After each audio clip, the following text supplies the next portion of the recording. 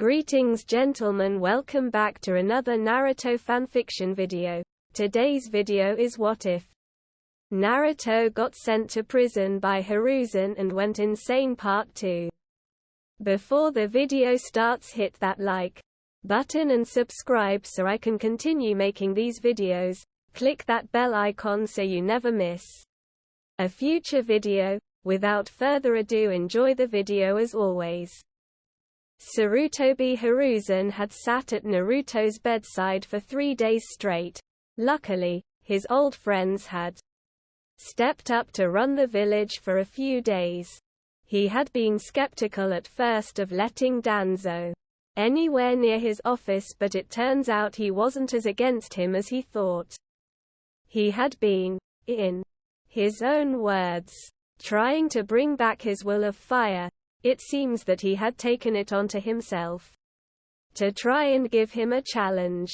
He had hoped that by going against most of what he said that it would force him to regain the fire that he lost at the end of the Third Great War. Sarutobi was so happy when he heard that he had actually hugged the old cripple.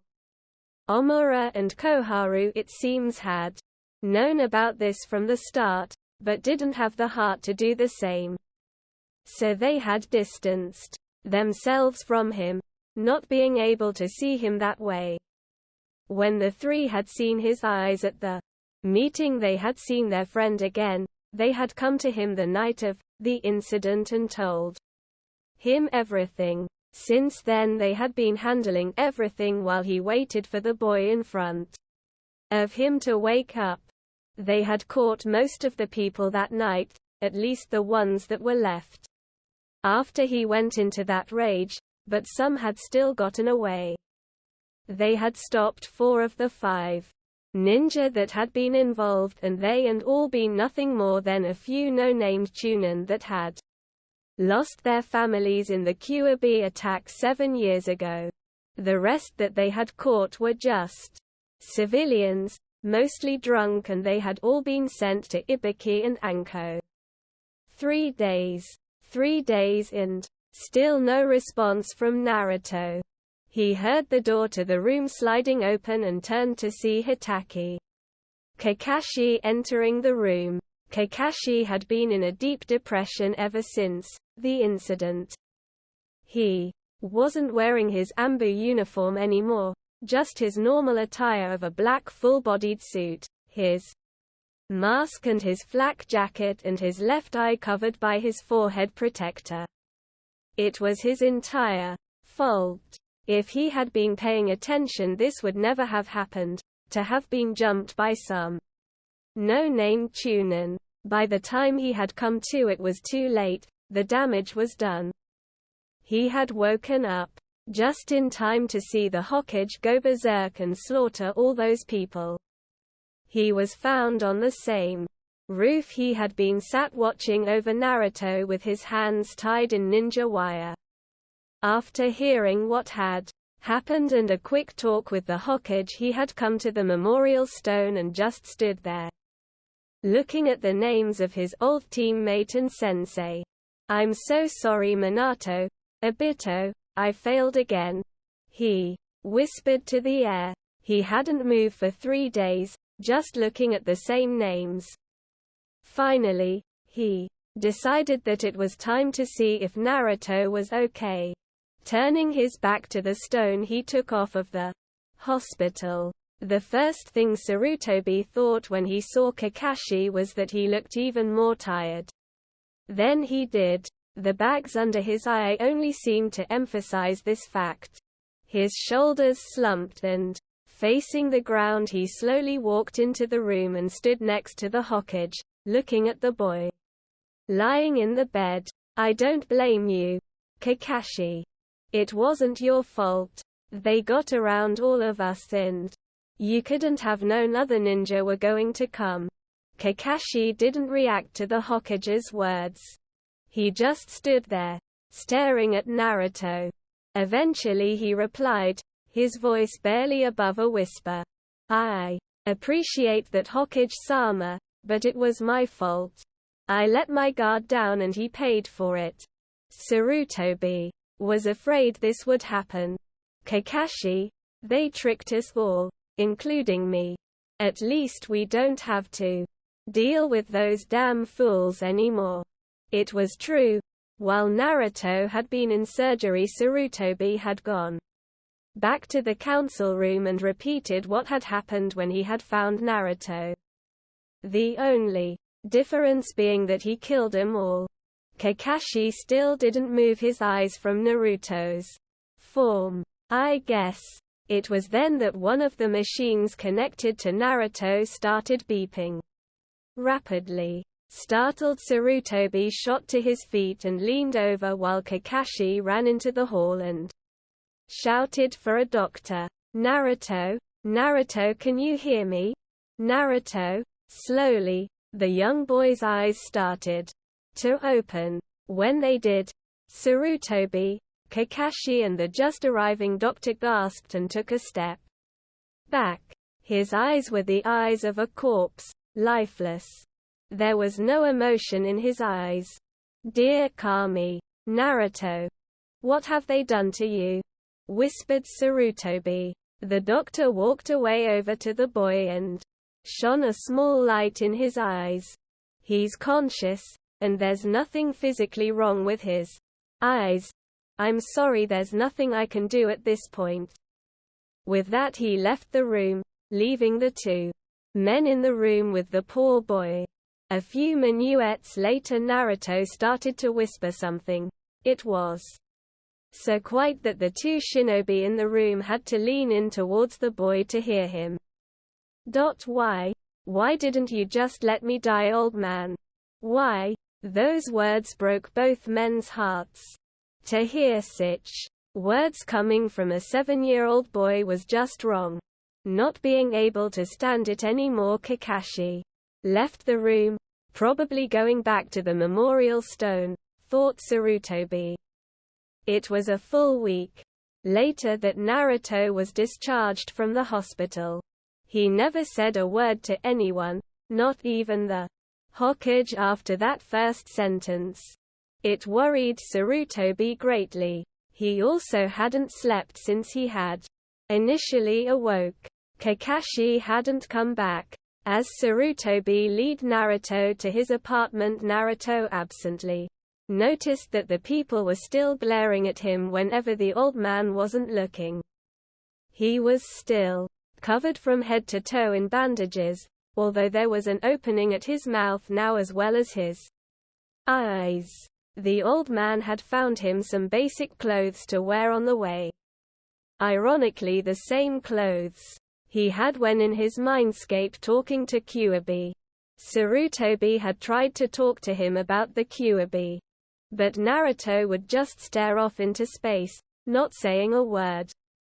When they got to the apartment, Sarutobi stayed with Naruto for an hour or so, making sure the boy was okay. Naruto had just gone about his business as if he wasn't even there. At least one good thing came out of this, thought Sarutobi. With the civilian council gone, he was completely in charge of the village until a new one could be found, meaning that, starting tomorrow night, Naruto would get a full Ambu guard watching over him. He had asked Kakashi to be the team leader, but the man had refused, saying that he couldn't look after him anymore when he let him down like that. Eventually Sarutobi had to go back to work. He had been away for too long as it was. Saying goodbye to the unresponsive boy, he left the apartment, shaking his head at the thought of what had been done to the boy. As the day turned, tonight you could find Naruto in the same spot he had been the night when they had come for him, just staring into an empty corner of the room. It was at this point that his door opened. He hadn't locked it. He didn't see any point, it never stopped them before. Stood in the doorway with an insane grin on her face was the pink-haired lady. It seemed that she was one of the few that got away. It was then that he saw the knife in her hand. Why didn't you just die? It was all planned out. I was going to be the one that lead the people to the destruction of the Kyuubi. I was going to be a hero, but you just wouldn't die." As she was saying this, she had moved further into the room. And by the end she had stopped right in front of Naruto and stabbed the boy in the chest with her knife. Naruto didn't react at all, not even flinching as the knife went into his heart. He just kept staring at the same corner.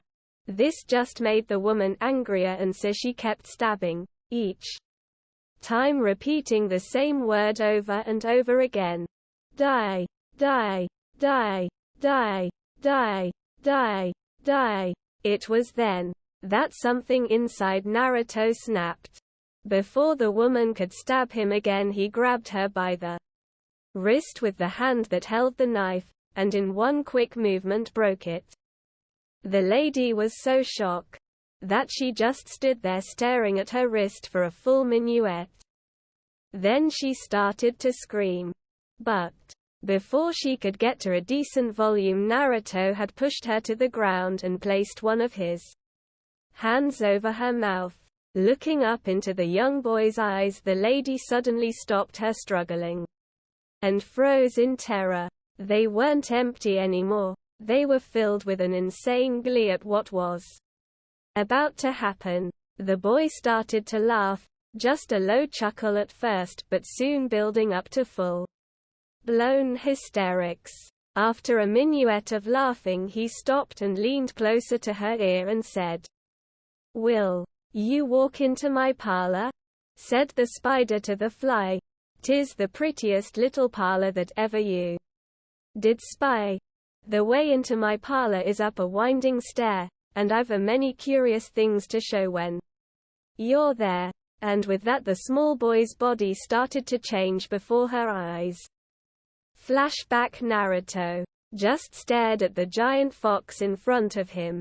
He still had that blank look on his face. "Why?" asked the blonde, not sure what the Kyuubi was trying to do. The fox just looked down at the boy in front of it with an amused gleam in its eyes. "Because it would amuse me, and you need all the help you can get. You're weak. It's pathetic, really. And you'll just give me a never-seen-before bloodline with no strings attached." The fox looked thoughtful for a moment, then its eyes took on a slight shine. "Well, there is one thing I want." The fox paused here, seeing how Naruto would react. At a small nod from the boy, it continued, "I want for your people to remember why they should fear me. I want you to show them why my name is so feared. Do that and we will call it even. Just spread a little chaos." By the end, Kyuubi's grin was so big it looked painful. That's it, the Kyuubi replied with a nod. Naruto thought about it for a moment, then agreed. What harm could it do? Okay with that, the Kyuubi sent as much of its chakra through the bars and into the boy as possible. After a few minuets of that, it pulled back, slightly winded. "It's done. So what can I do?" "You can be anything." Naruto looked at the fox for a moment. "Isn't that just what parents tell their kids to make them feel good?" The fox looked at the boy, trying to tell if he was serious, a large sweat drop appearing at the back of its head. "Yes, it is. But in this case it's literal. I basically gave you the ability to shift. Its only limit is your imagination." Naruto thought about that for a minuet. That sounded useful, to be able to change into practically anything. How does it work? It's simple enough. Just picture a form in your head and channel chakra through your body and I can be anything? Well, there will be limits. Nothing too big, and the more complex it is, the harder it will be. Oh, and if you're not careful, you could lose control and go on a killing spree. Doesn't that sound fun? Naruto just stared at the fox for a moment. It made sense. And he didn't really care about killing. Fair enough. The fox just stared at the boy in front of it for a long moment, then burst out laughing. H-ha-h-ha-h-ha-h. They. Ha. They really did. H-ha-h-ha-h-ha. Break. You didn't they? My Kami. This is the most fun I've had in centuries. H-ha-h-ha-h-ha-h-ha. Naruto just stood there, staring at the fox. When the QB calmed down enough to stop laughing, it turned back to the boy. Thanks for that. Wow. I needed that. Anyway, I think it's time for you to wake up. See you later, Kit. Before Naruto could reply, he got very dizzy and fell back into the water. When he opened his eyes, he could see the old man leaning over him. End flashback. He could feel it. The way his body shifted to his will. He could feel muscles ripping and knitting themselves back together. He could feel his bones breaking and reforming. The way his clothes seemed to meld into his body. It was excruciating and euphoric. He had never felt so alive. When it was done, he stood up and stepped back from the pink-haired lady. She was so scared of what was in front of her that she forgot to scream. Standing in front of her, in all its 10-foot-tall glory, was she didn't even know. It was like something out of a nightmare. If only she knew. It actually was from one of Naruto's nightmares. His very skin covered in what looked like an ivory black shell. The only clothing he had was a torn black cloth that covered his waist down to his knees and held up by bandages tied to his waist, his body covered in muscles, reminiscent of a bodybuilder. Long, spiky, blonde hair going down to his feet and strange red markings covering his body. His hands were huge with long, bony fingers tipped in vicious claws. He had what seemed to be spikes growing out of his shoulders and a long tail coming out the base of his spine, the end of which was a deep crimson, as if it had been dipped in blood. It was also very sharp, and looked like it could slice her head off like butter. But what really scared her was his face and chest. A demonized skull-like mask covered his whole face with long, sharp teeth in what seemed to be spread in a horrifying grin. And more of the red markings on the left side of its face. Cold yellow eyes ringed in black with a sick glee shining in their eyes. And a hole in the center of his chest where his heart should be. Naruto just stood there a moment to admire himself. This had been one of the creatures he had seen in his nightmares. It looked just like it, down to the last detail.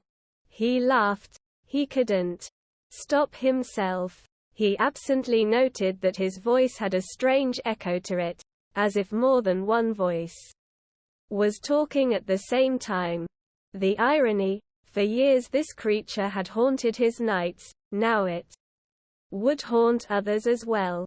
Without saying a word, he bent down and grabbed the pink-haired lady by her throat, lifting her up easily with one hand above his head. And with no effort at all, threw her through the window and into the street outside. Jumping out after her, he slowly made his way over to her broken body. She was covered in cuts and broken glass from being sent through the window. Both her arms were bent in odd ways, obviously broken in several places. She was still conscious, but only just. He couldn't have that. He wanted her fully aware for what he was going to do. Quicker than most eyes could see, he speared her through the abdomen with his tail. He held it there for a moment, listening to her gargled screams. Music to his ears. He then sent a small pulse of his chakra through his tail and into the woman on the ground at his feet. Instantly her eyes shot open and she started to scream as loud as her abused lungs could manage. Again Naruto stopped and listened to her screams. When he had enough of that, he picked up his foot and brought it down on her mostly uninjured left leg, breaking it in the process. He tilted his head to the side in fascination as her screaming changed pitch. He did it again with her right leg. Then each of her already broken arms. Each time he did this she made a new sound. A platoon of 5 Anbu that had heard the screams and come to investigate were watching in stunned silence as they saw some thing mutilating the still alive woman. What shocked them more was that it was the woman that they were told to look for. She had somehow managed to get away on the night of the incident, and had avoided him ever since. It was very embarrassing. A cat-masked Anbu turned to another with a dragon mask and asked in a clearly feminine voice, "What should we do, Captain?" The now identified captain remained quiet for a moment, before replying, "You go and inform the Hokage. We will stay here and try to subdue it. Hurry." And with that she was gone in a swirl of leaves. The 4 remaining Anbu jumped off the building they were stood on and ran towards the creature. Seeing them coming out of the corner of his eye, Naruto grabbed his limp prey and held her to his chest, facing the Anbu, still laughing insanely. They stopped in their tracks, not expecting the creature to have seen him coming. Stepping forward, the dragon-masked Anbu spoke. "Drop the woman and get on the ground. Do you understand me?" The creature just laughed at him. Then, slowly reaching around the woman's stomach, dragged its claws over it, causing her intestines to fall out onto the ground. The Anbu were shocked, and what was worse was that the woman was still alive. But not for long, and just before the light left her eyes, the creature reached a hand around her neck and pulled it off. No effort. It made it look easy. What it did next shocked the Anbu just as much. In its echo-like voice it started to sing, "Ring around the roses, a pocket full of posies, ashes. Ashes.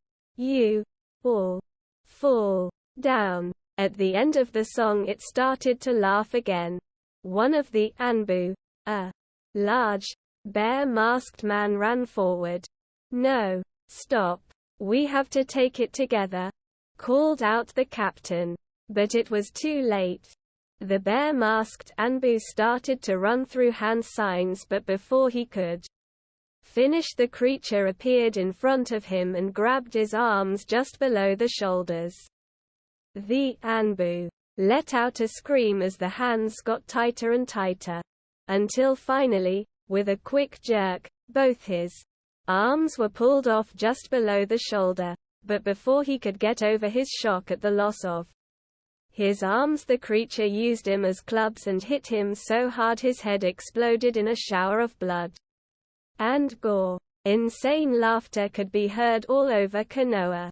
Without further ado, the remaining 3 Anbu sprung into action. Wood-style tree-bind jutsu. Instantly long pieces of wood shot out of the ground and wrapped themselves around the beast's arms, legs, neck and chest. Fire-style great fire. Ball jutsu. Wind-style great breakthrough jutsu. The 2 jutsu joined together, the fire being fueled by the fire turning white from the heat. The laughter stopped as soon as the attack hit, and the Anbu breathed a sigh of relief, only to take a step back in fear when it started again. If weaker than before, nothing had ever survived that combination. Nothing. When the smoke cleared, they could clearly see the creature still standing, although only just. Its body was covered in what seemed to be cracks. As they watched, pieces started to fall off the beast and to the ground, only to disintegrate before they reached the floor into black smoke. The Hokage arrived, with the cat masked Anbu just in time to see the beast before it seemed to burst into black smoke, leaving an unconscious Naruto with a huge, insane grin on his face, looking at the bloodbath before him. Then to the 7-year-old boy Sarutobi could only say one thing. Dear Kami Naruto, what have you done? 1 year later, Sarutobi slowly made his way down the dark corridor, a man in a long white coat just a few paces behind. He wasn't in a rush. He didn't really want to be here at all. Not looking back at the man, he asked, "Has there been any progress?" The man didn't even slow down as he looked down at the clipboard in his hand. "I'm sorry, Hokage-sama, there has been no change since the last time you were here." Sarutobi just gave a nod and kept walking. The school was a depressing place. It was built underground and was designed for the express purpose of housing and rehabilitation of shinobi that couldn't cope with the stress or responsibilities of the job. Those that had let the guilt overwhelm them, or that had given into their bloodlust. If a ninja had a mental breakdown of any kind, they were sent here.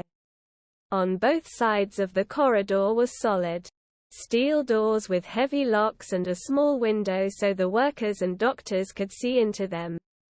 At the bottom of each door was a small locked hinged door. These were used to push food through. When he came to the last door in the corridor, he stopped.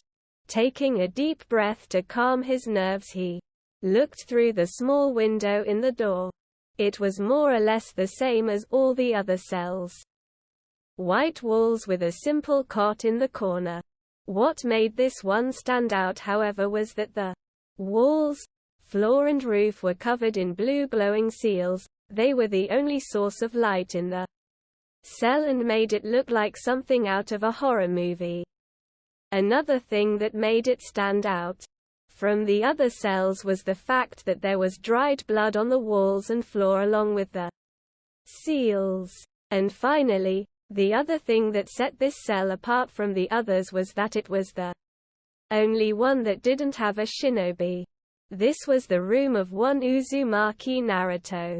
After what had happened with the Haruno woman, Sarutobi had done all he could to help Naruto.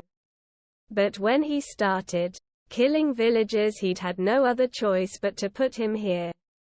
The seals were applied by his old student Jiraiya, who had been beside himself with rage when he heard about what had happened. They were designed to do two things. The first was to strengthen the walls of the cell, and the second was to constantly drain as much of Naruto's chakra as possible. It turned out that because of the amount of healing the Kyuubi had done to it, Naruto's body had been practically saturated in its chakra. This had resulted in Naruto gaining chakra reserves far beyond what was thought possible. If anyone other than Naruto was to go in that room with the seals active, they would be killed in a matter of seconds. As it was, they only seemed to make him slightly tired. After returning Uchiha Sasuke to the village, Naruto is attacked by an angry mob. Sick and tired of their treatment, he leaves the village behind, swearing revenge on Al. When the boy had first been admitted, they had sent a Yamanaka to try and assess his mental state. That had been a mistake. He was now in the cell next to Naruto's. A few weeks later, a doctor had gone in to try a talk to the boy, and that was the source of the dried blood on the walls and floor. Looking into the room, Sarutobi started to panic when he didn't see anyone in the room. He was about to turn around to ask the doctor where Naruto was when he jumped back from the door, heart beating a mile a minuet, when a face appeared just on the other side of the glass. But it wasn't Naruto's. The face in the glass was that of a pale girl with long messy black hair. She was so pale she had an almost blue shine to her skin, which was only accentuated by the glow of the seals. She had dark rings around her mouth and glowing orange eyes, a small smirk on her face as she looked at Sarutobi. Just looking at her sent shivers down the old Hokage's spine. Stop playing games, Naruto, I'm not in the mood for it today. The girl's smirk turned into a full-blown grin at the old man's words, showing her slime-covered black teeth. Oh, you don't want to play with me? That's not fair. The doctors are boring. They've seen most of what I can do. But you, I've got so much I can show you. Her voice sounded so innocent, like the tinkling of bells. It didn't seem right that a voice like that would come out of something so wrong. The Hokage didn't say anything, just stared into her bright orange eyes. Eventually, after the two had stared at each other for a few minuets, the girl broke eye contact and pouted. As the two men watched, they could see the face change into that of a blonde-haired, blue-eyed boy. His face covered in bandages. You're no fun, old man. Turning his back to the door, Naruto walked away and jumped onto his cot in the corner. This gave them a good view of the boy. He had grown. When he was first brought here, he was barely 3 feet 5. Now, he was 4 feet 6, and still growing. He was very thin. No matter what the doctors gave him, he wouldn't put on weight.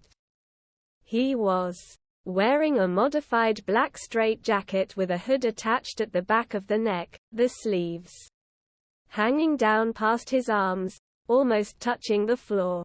Plain black trousers going down to just above his bandaged feet. No skin could be seen. He just lay there, staring at the roof. Every now and then he would break out into chuckles, as if someone was telling him jokes that only he could hear. If only they knew. How have you been, Naruto? He didn't answer straight away, but when the Hokage was about to ask again, he spoke. I am how I am and I'm not how I'm not. More laughing. Sarutobi sighed again. He was used to this, getting roundabout answers that didn't really tell him anything. He was about to turn away when he heard Naruto call him back. Hey, old man. Yes, Naruto. As he looked back at the boy, he could see him trying to hold back more laughter. What has no legs, no arms and goes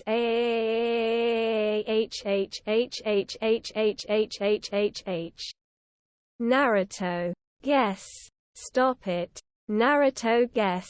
Sarutobi was slightly taken aback by that. I don't know, Naruto. What is it? At this point, Naruto finally took his eyes off the roof and locked eyes with Sarutobi. A villager. After I've pulled their limbs off. They kept eye contact for several more seconds before Naruto started laughing again. Without another word, Sarutobi turned around and left, the sound of Naruto's insane laughter following him down the corridor. 4 years later, 5 years. It had been 5 years since the incident. 5 years since Naruto had killed those people. And 5 years since he had no other choice but to put Naruto in the school. At least the new civilian council this time around didn't petition him every day to execute the Kyuubi brat. They still didn't like the boy. But after what had happened, they were at least neutral. He couldn't believe he let Danzo talk him into this. It was a big risk, but if it worked. Making his way down the corridor towards Naruto's cell, he couldn't help but hope the boy would agree. Looking into the room, it still surprised him just how much it took to keep the boy contained. When he was younger, it had been easy enough. Just the seals around the room could stop him. Then they found out that there was a side effect to the seals, because they were on all the time, putting a constant strain on Naruto's coils. This resulted in his already unbelievable reserves growing even larger. So, every year they needed to increase the security. The walls were the same, covered in seals and dried blood, but now there was no cot in the corner. Naruto was knelt in the center of the cell, with thick, black chains holding him into place, bolted to the floor. The chains covered in the same seals as the walls.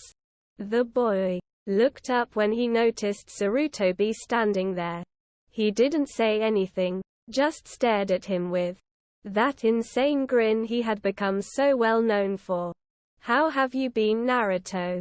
"I am how I am and I'm not how I'm not." This had become a routine for the two. It was almost enough to bring a smile to the old man's face. It was one of the few things Naruto did that didn't have any malicious intent behind it. "I have a proposition for you."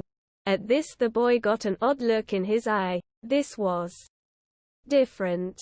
After making sure he had Naruto's full attention, he continued, "You can't spend the rest of your life here, and the council agrees. So we have decided to offer you a chance to become a ninja of Konoha." There was a moment of silence before Naruto's grin spread even wider. "I'm listening. You would need to behave. No killing, or mauling, civilian, clients, classmates, teammates, teachers or other shinobi of the leaf. ... I think I could do that." This brought a smile to the old man's face. He had agreed. "Good. I will be back soon to take you to the academy to meet the other genin. As you don't know the academy jutsu, you will be allowed to skip the exam. Seeing as you are, well, I don't think you will have a problem." As he turned to go and fill in the necessary paperwork, he stopped when Naruto asked him a question. "Hey, old man, I can still kill other ninja, right?" At the end of this, he was starting to chuckle to himself. 5 Sarutobi thought about that for a moment before saying, "Yes, Naruto, you can kill other ninja." And with that, he left, listening to Naruto's laughter and thinking about what he was about to unleash on the shinobi world. As Yumi no Iruka stood in front of his classroom, he could already feel the headache coming on. It was the last day and they still wouldn't be quiet. Taking a big breath, he did the hand sign for his infamous big head jutsu. "Shut the hell up, you brats." Instantly, everything went quiet. "That's better. Now, as you know, today is the day you are sorted into your 3-man teams. The problem with this is that we are 1 person short. However, the Hokage has found a suitable candidate and will be bringing them here in a few minuets. So I want you all on your best behavior." At hearing that there would be someone new, the class burst into whispers. Whoever it was, if they were handpicked by the Hokage himself, then they must be strong. It even got the attention of one Uchiha Sasuke. "Finally, someone that might give me a challenge." 11 It was at this point that Inuzuka Kiba decided to share his thoughts. "Wait a minuet. What about the exam? We all took it. It's not fair if this new guy doesn't. Calm down, Kiba. There are special circumstances that not even I know about. But when they get here you can ask them yourself. That seemed to satisfy the boy. For the time being. It was a few minutes later that a knock was heard at the door. The class fell silent again as Iruka went to open it. Welcome Hokage-sama. Thank you for taking the time out of your day to come. It's no problem, Iruka. After the old Hokage walked into the room, the class could see the boy stood behind him. He was tall, very tall, and skinny. At 6'3" he was the tallest 12-year-old any of them had ever seen. But because of the way he stood slightly hunched over, it was hard to tell. He had on a strange black jacket with what looked like buckles all over it, a hood sewed into the back of the neck, and sleeves that went down past his hands and to his knees. Long, spiky blonde hair that went to just above his waist, and bandages covering any exposed flesh from view. The only parts of his face that could be seen were his blue eyes and his mouth that had a huge grin on his face. It actually unnerved him a little. It was at this point that they saw Iruka. He was backed against the wall, staring at the boy in front of him with wide, fear-filled eyes.